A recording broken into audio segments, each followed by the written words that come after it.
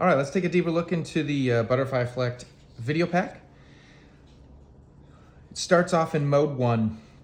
Mode 1 is achieved by pressing the black button, 1.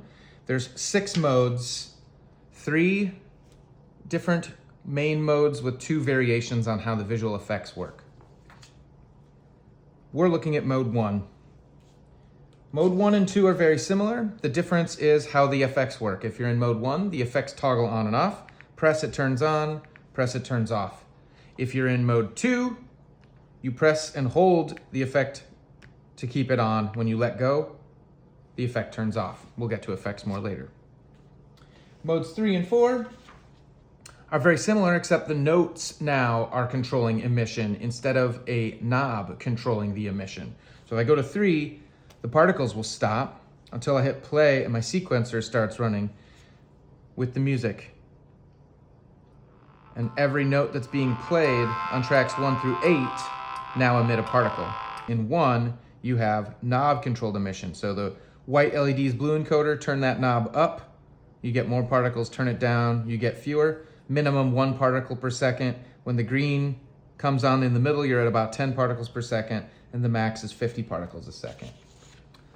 If you go to modes 5 or 6, you only get note emissions, and here we're gonna go through some shape themes. So if we go to 5 right now, we should start seeing, I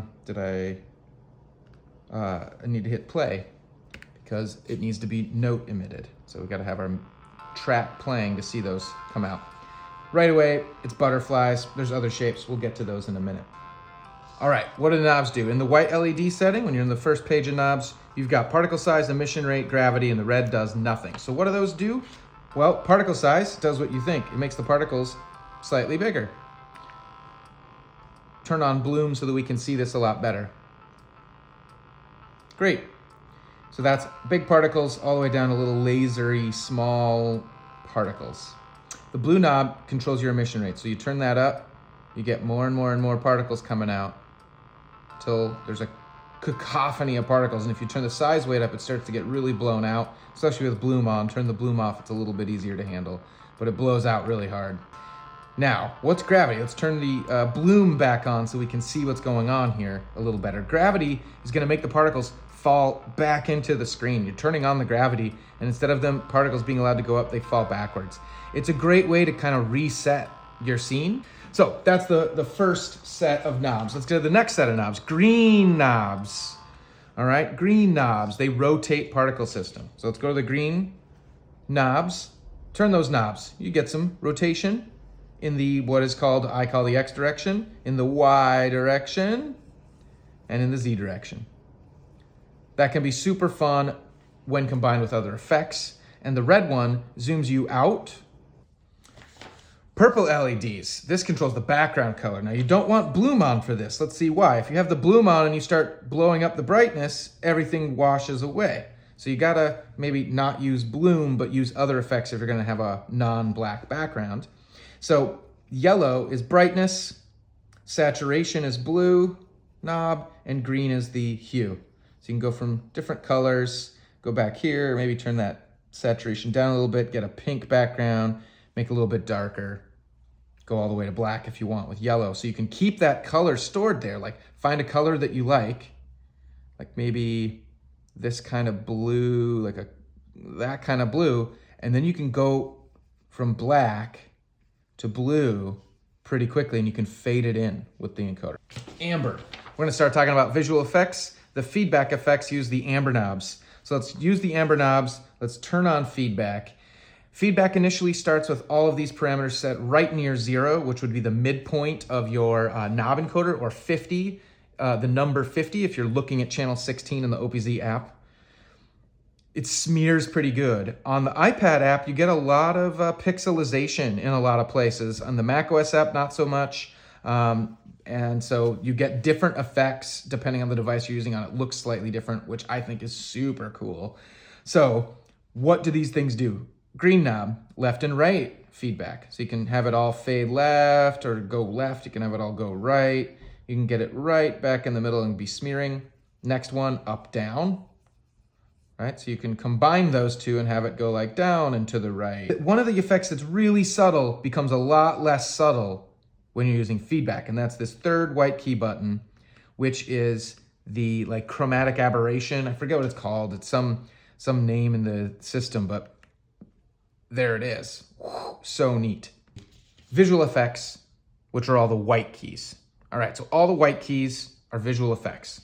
First one, you get this like scan line, like VHS. Let me turn on the bloom so you can see it a little better. Turn off the bloom, okay? You've got the next one over is this twinkly lights, is how I like to think of it. It's some other name like binary in the system.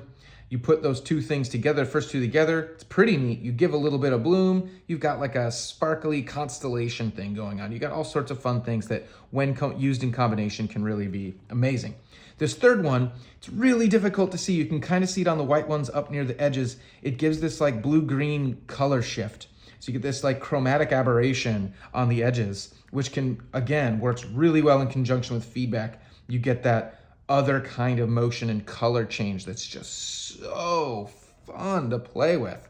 So fourth one over, bloom. Quite possibly the key one for this pack is the bloom to make these trails of these particles just really, really, really pop out. I'm gonna change a color scheme. We'll talk more about color schemes in a minute, but let me get over to a more colorful 80s theme color scheme here with some pinks and whatnot.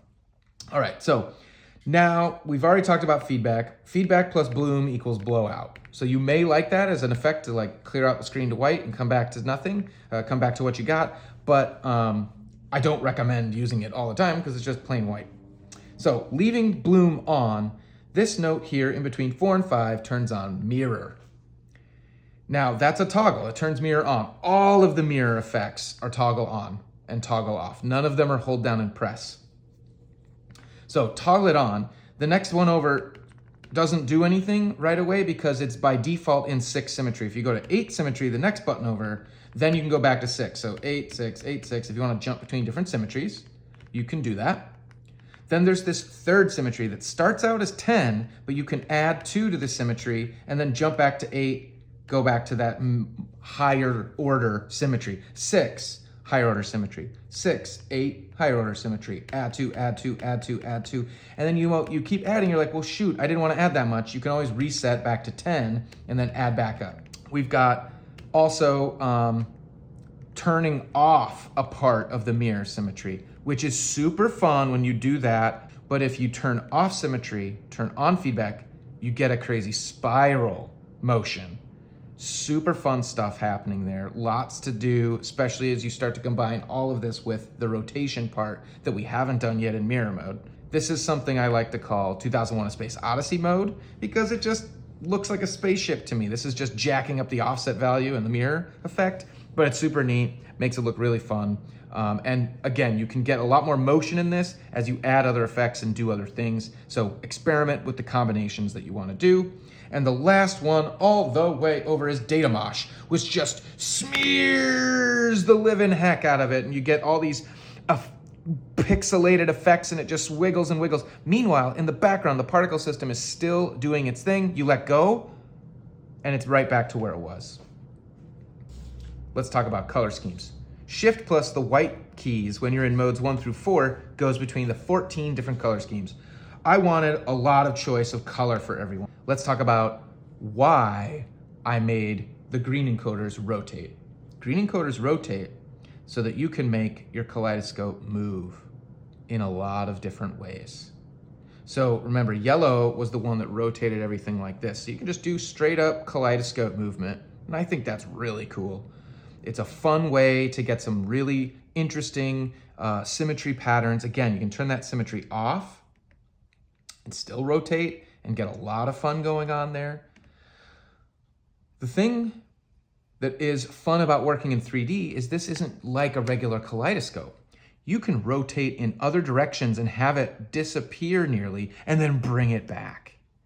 You can do that in 2 different ways at the same time. There's some really fun Genesis of universe kind of visuals that you can get with this pack that I've just not seen before, and I really hope people find inspiring because I've really had a great time adding all of this into the pack, making all these colors happen, and getting all of this set up to just go and experiment with.